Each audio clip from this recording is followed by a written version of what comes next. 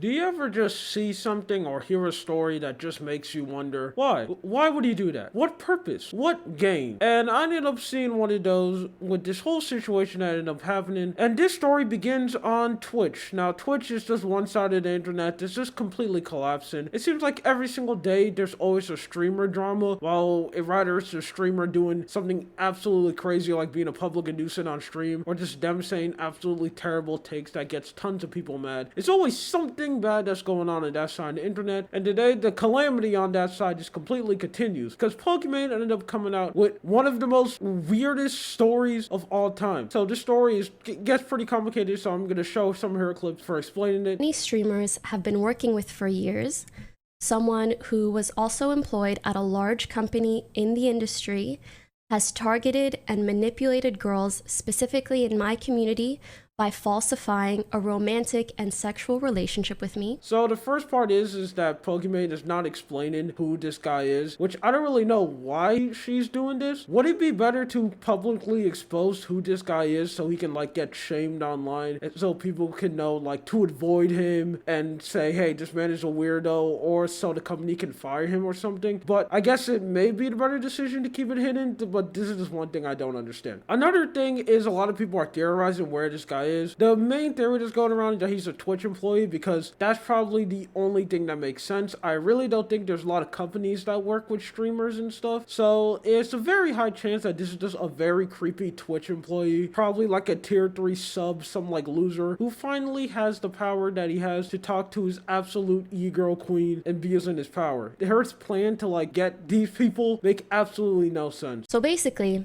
he would reach out to girls that he knew were like in my chat or viewers of mine. He would approach them, and because of his connections with streamers and the company he worked at, he seemed like a very trustworthy individual.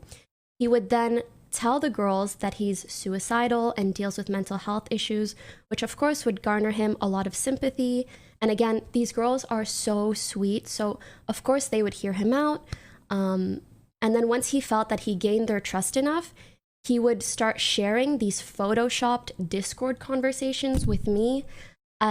Like he would share it with them, but they were of me and him, as well as making up like wild stories about me.